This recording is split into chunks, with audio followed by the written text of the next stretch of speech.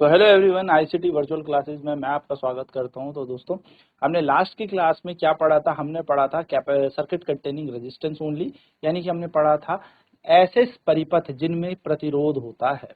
ठीक है, तो इसमें हमने एक समीकरण देखा था कि जो I बराबर था वो I not sine omega T हमारे पास करंट आ रहा था, और V बराबर V not sine omega T हमारे पास वोल्टेज था। अब यहाँ पर हमने देखा कि क्या इनके अंदर कोई फेज एंगल है, तो आप बोलोगे इनके अंदर नो फेज चेंज। तो इन अ सर्किट कंटेनिंग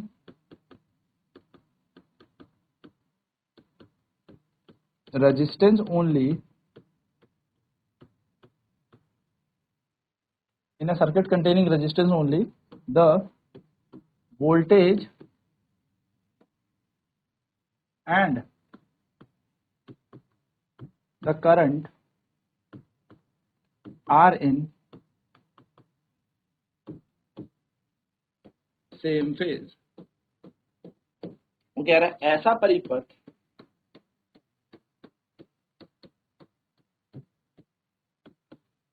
जिसमें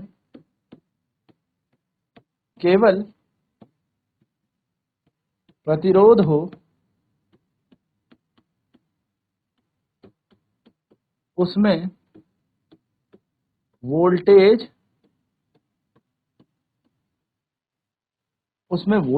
एवं धारा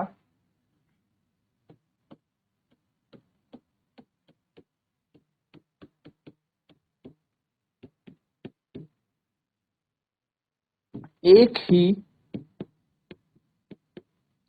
कला में चलते हैं, यानी कि उनका एक ही फेज होता है, एक ही एंगल होता है। ठीक है, ये बात हमने जान ली थी।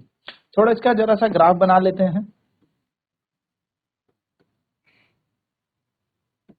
ये है 0, ये आ जाएगा हमारे पास एंगल π/2, ये एंगल बन गया पाई। मान लिया ये फेज है। ठीक है, हमारे पास क्या है 0 पाई π/2 हमारे पास क्या आ गया, फेज आ गया। या हम इसे भी ले सकते हैं 0 पाई 2 पाई। इस तरीके से हमारी ये एंगल चल रहे हैं, ये चल रहा है हमारा फेज,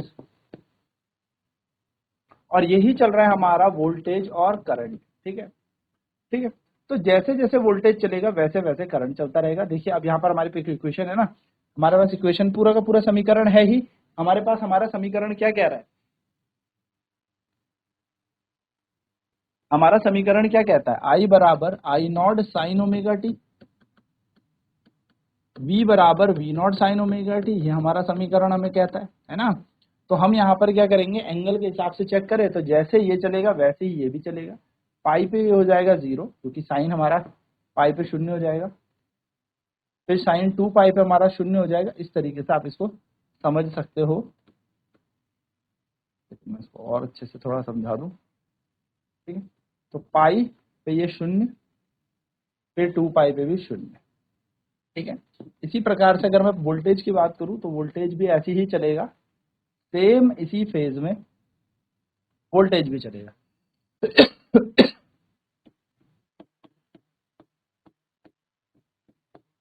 ठीक है, तो ये हमारी हो गई आई नॉट, ये हमारी हो गई वी नॉट।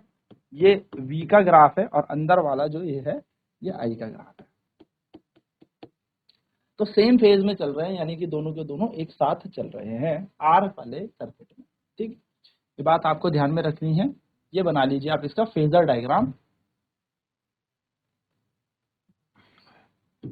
V बराबर V not sine omega T, I बराबर I not sine omega T. ठीक है, आर सर्किट में ये हमारे पास। चलिए जल्दी से इसे बनाए, फिर बढ़ते हैं आगे। चलिए नेक्स्ट सर्किट हम देखेंगे, सर्किट कंटेनिंग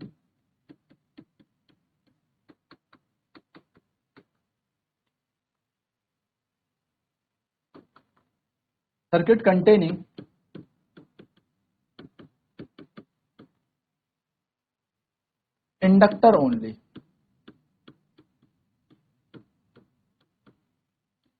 एल सर्किट।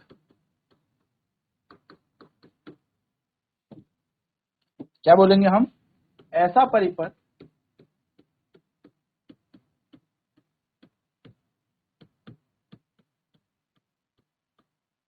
जिसमें केवल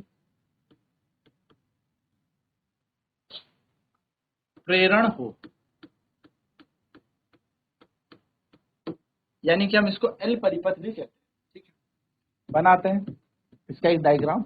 ये एक ऑल्टरनेटिंग वोल्टेज का मैंने सोर्स ले लिया और इस पे मैंने लगा दिया इंडक्टर एल। वोल्टेज का सोर्स है V is equal to V not sine omega T. इसके पास जो वोल्टेज जाएगा जाएगा VL। ठीक है, अब बात करते हैं, लेट एन ऑल्टरनेटिंग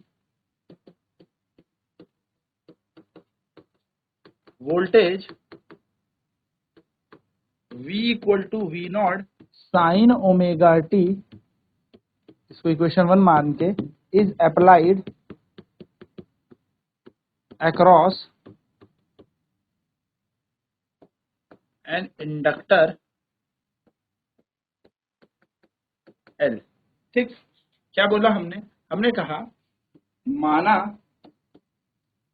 माना V बराबर V not sine omega T एक प्रत्यावर्ती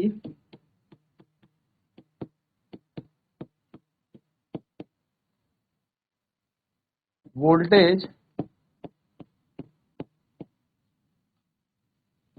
L प्रेरण पर लगाया जाता है।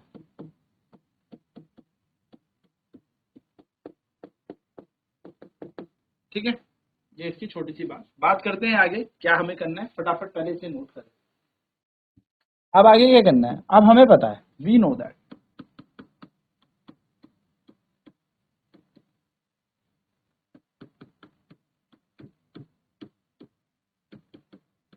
देखिए हमें पता है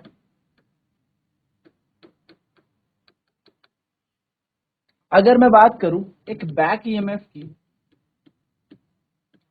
विच इज सेटअप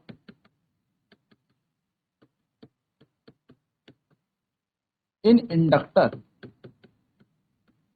प्रेरण के अंदर ना एक बैक ईएमएफ आ जाता है ना, एक विपरीत वैद्युत वाहक बल आ जाता है जो हमें दिया जाता है V बराबर L D I by D T से। आप सभी को याद होगा इलेक्ट्रोमैग्नेटिक इंडक्शन में हमने ये पढ़ा है, यानी कि वैद्युत चुंबकीय प्रेरण चैप्टर के अंदर हमने पढ़ा है कि जो बैक ईएमएफ होता है इंडक्टर के अंदर वो V L D I by D T होता है। जहाँ पे D I by D T का मतलब है धारा को कैसे कैसे आप परिवर्तित कर रहे हो समय के साथ साथ, तो क्या आ जाता है, वोल्टेज आ जाता है। तो इस इंडक्टर के अंदर ना इसको हम बैक ईएमएफ कहते हैं। तो ये बैक ईएमएफ को हम पुट करेंगे इन इक्वेशन फर्स्ट। तो जैसे ही हमने एक पहले समीकरण में इसको रखा, आपको देखने को मिलेगा V बराबर V not sine omega T था। इस V की जगह हम इसको रख देते हैं तो हमारा बन जाएगा L D I by D T बराबर V not sine omega T. Math कहती है डी आई को अकेला छोड़ दो, डी टी चले जाएगा ऊपर, एल आ जाएगा नीचे और यहां आ जाएगा sign omega T D T.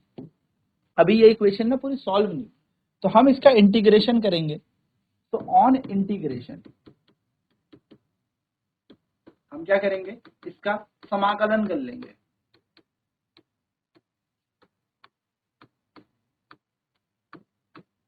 जैसे हम इसका समाकलन कर लेंगे यहां आ जाएगा डी आई बराबर, यहां बन जाएगा integration V not upon L sine omega T D T. ठीक, डी आई का इंटीग्रेशन आई हो जाएगा, है ना। चलिए पहले आप इतना लिख लीजिए, फिर मैं इसके आगे आगे चर्चा करता रहूंगा। तो बेसिकली हमने किया क्या, v is equal to L D I by D T हमने किया। L D I by D T किसके समीकरण के इक्वल रख दिया, V not sine omega T के। डी आई को अकेला छोड़ दिया, ये एल नीचे चला गया, डी टी ऊपर चला गया। ठीक है, चलिए जल्दी जल्दी से लिखेंगे फिर आगे बढ़ते हैं।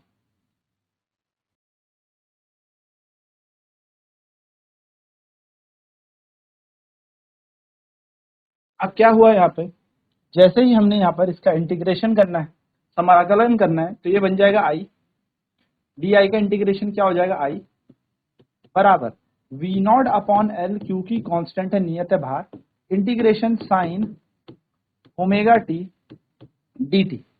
आई ऐसी रहेगा, वी नॉट अपॉन एल रहेगा ऐसी ही।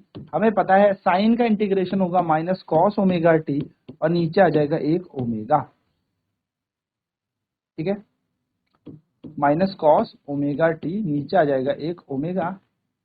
इस ओमेगा को उठा के हम लिख लेते हैं बाहर, तो आई बराबर V not upon L, omega बाहर, और ये जो माइनस साइन था ना इसके साथ, ये जो माइनस साइन था यहाँ पर, इसको भी हमने बाहर ले लिया, तो ये जो माइनस का चिन्ह है इसको भी बाहर लेने पर अंदर बचेगा कॉस ओमेगा टी। अब हमें जब कंपेयर करना होता है, हमें जब तुलना करनी होती है, तो हमें एक इक्वेशन यानी कि V not sine omega T से करंट की इक्वेशन को तुलना करनी है।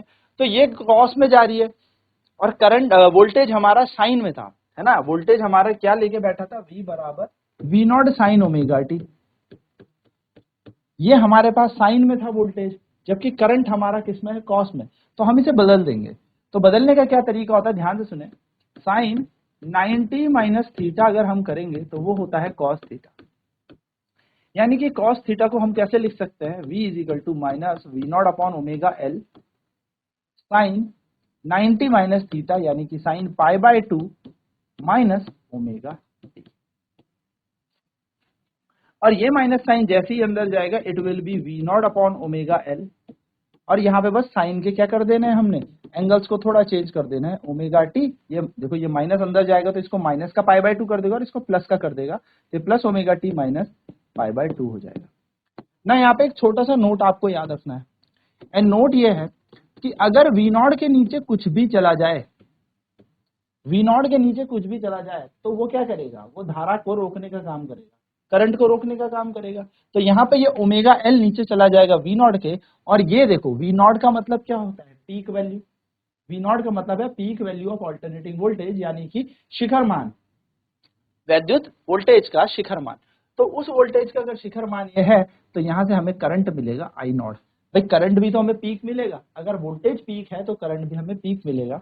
तो हम इस पूरे की जगह क्या लिख देंगे, आई नॉट। हमारा समीकरण कुछ इस तरीके से बन जाएगा, आई बराबर आई नॉट, साथ साथ में हमने पूरा समीकरण किसमें बदल दिया, sign omega T minus pi by 2। ये हमारा फाइनल समीकरण आएगा। अब यहां से देखिए, ये इक्वेशन नंबर 2 हो गई।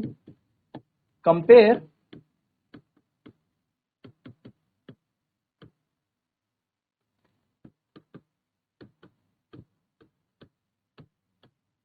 हम कंपेयर करते हैं इक्वेशन 1 और 2 को, यानी कि पहले और दूसरे समीकरण को हम तुलना करने पर हमें एक चीज देखने को मिलेगी कि वोल्टेज तो ऐसे चल रहा था, जबकि जो करंट है, जबकि जो हमारा करंट है वो चल रहा है कुछ इस तरीके से, यानी कि जो हमारी धारा है वो वोल्टेज से कितने पीछे चल रही है, देखो पाई बाय 2, क्योंकि देखो यहाँ वी नॉट, यहाँ आई नॉट, यहाँ साइन, कोई दिक्कत नहीं, बस ओमेगा टी ये पीछे पाई बाय 2, यानी कि माइनस 90 ये पीछे चल रहा है। ये बात आपको ध्यान में रखनी है, ठीक है। तो ये माइनस पाई बाय 2 पीछे जा रहा है, यानी कि हम कह सकते हैं, हम यहाँ पे कह सकते हैं, in a circuit containing inductor, the current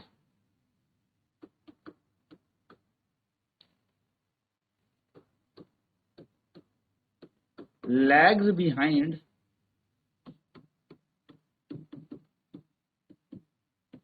the voltage by pi by 2, यानी कि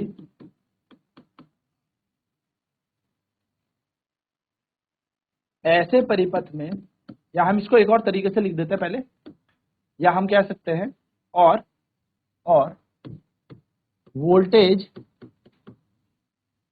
leads the current, voltage leads the current, voltage जो है आगे चल रहा है ना,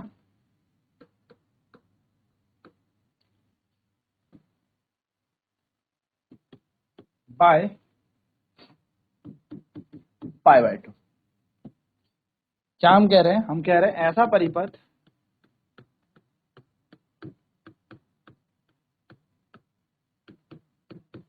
जिसमें केवल प्रेरण हो,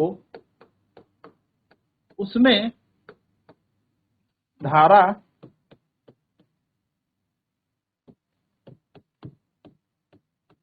वोल्टेज से π/2 पीछे चलती है।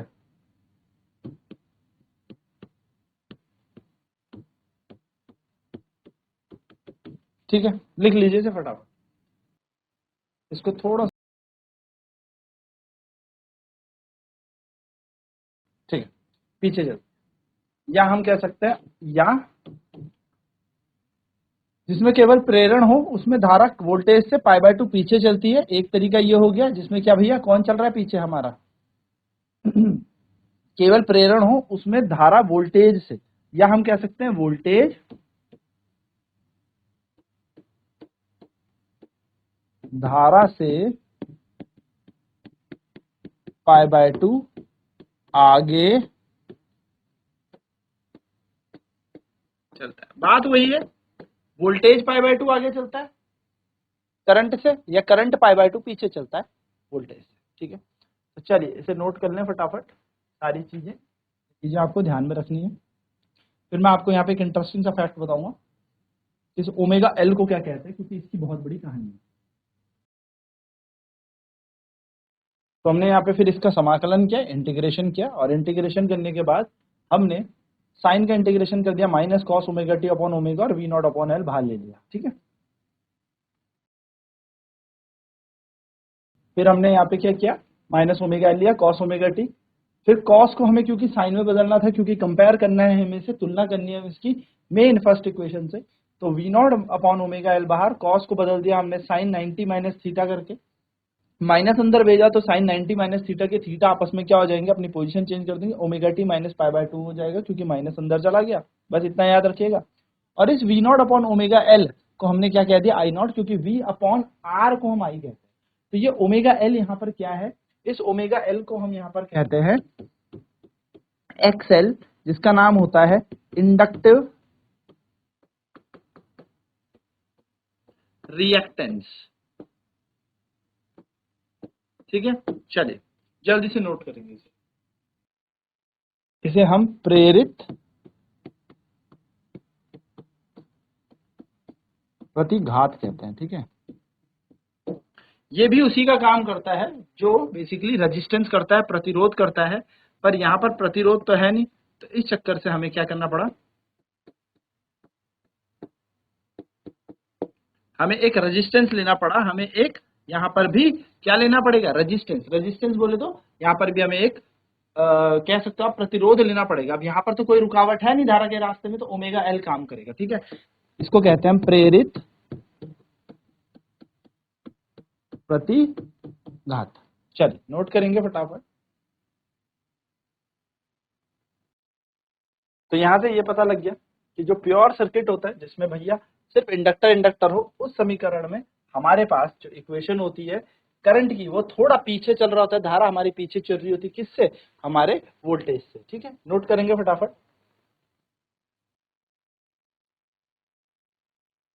और नेक्स्ट यहां से हमने ये देख लिया कि ऐसे सर्किट जिसमें इंडक्टर हो, करंट यहाँ पर पीछे चलता है वोल्टेज से π/2 से, यानी कि वोल्टेज हम ये भी कह सकते हैं आगे चल रहा है करंट से π/2 में। तो ऐसा परिपथ जिसमें केवल प्रेरण हो, उसमें धारा वोल्टेज से π/2 पीछे चलती है, या हम कह सकते हैं वोल्टेज धारा से π/2 आगे चलता है। ठीक है, तो याद रखना, धारा वोल्टेज से π/2 पीछे चल रही है और वोल्टेज धारा से π/2 आगे चल रहा है, बात दोनों मतलब सेम ही। ठीक है, चलिए जल्दी जल्दी इसे भी लिखिए।